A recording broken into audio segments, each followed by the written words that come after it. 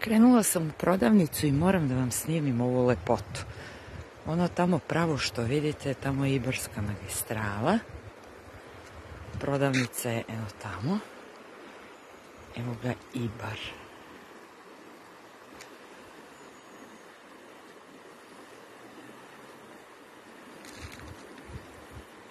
Kako huči lepo.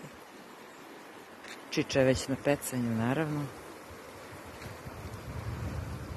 Ovo gore što se vidi je planina Stolovi i tamo negde u šumarku pravo je naš kućerak. Samo peške.